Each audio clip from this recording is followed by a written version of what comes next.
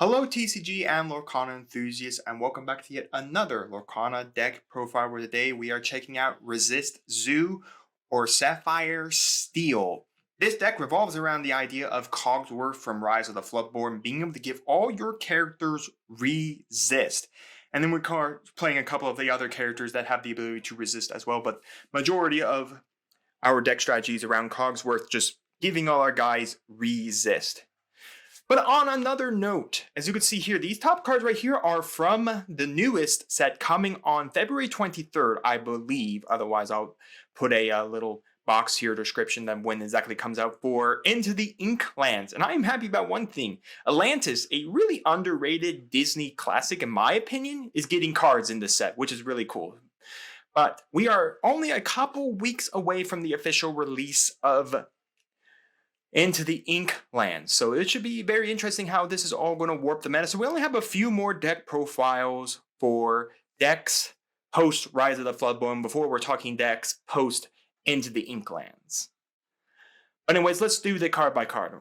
We're running 4 Captain Hook, the challenger here. 4 Aurora. We are running the big Aurora, so we do have the ability to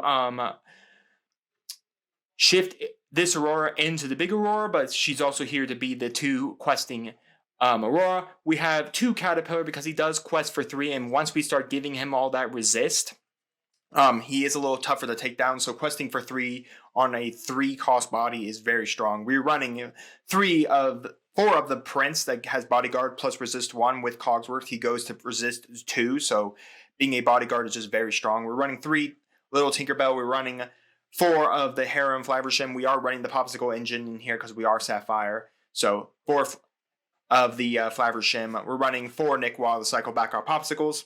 We're running 4 Aurora for the ward that she gives.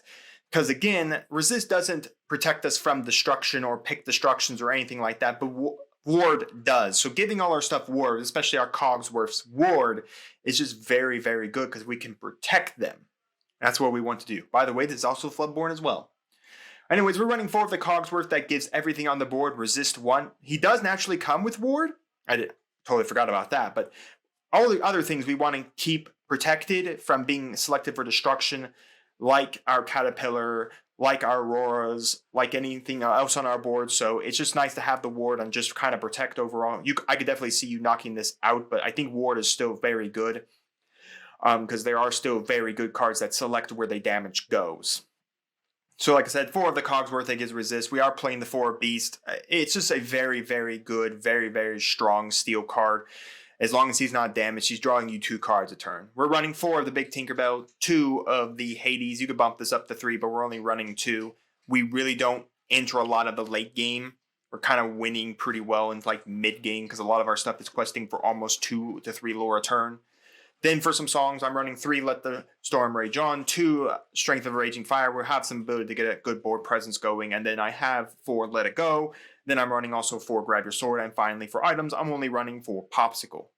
So anyways, that is the deck. I think it's really, really good all we have here. The only really cards, like I said, that are kind of expensive up there are Tinkerbell, Hades, and the Beast. You could easily swap these all out if you need other cards or you need to play more concisely down on a lower level. I really think Hades is just super good for a Sapphire control. But there are cards like Develop Your Brain you can put in here. I've seen people put in the Judy Hopps. You could put in Grandma Tala. You could also put in James. I think he's pretty interesting. Sisu is not a bad card. You can look at the top 2 cards, put one hand, put the other on the bottom, especially if you need to start seeing specific cards. Falling Down the Rabbit Hole. I mean, it's not perfect. I would rather choose Let It Go, but this card isn't half bad. You could put in Belle in here. You could put Fishbone Quill in here. You could put in, like I said, Grandma Tala. You could do Jasmine. You could do Maleficent. Robin Hood, if you want to draw. If you want to draw when he comes out. Develop Your Brain is not bad either.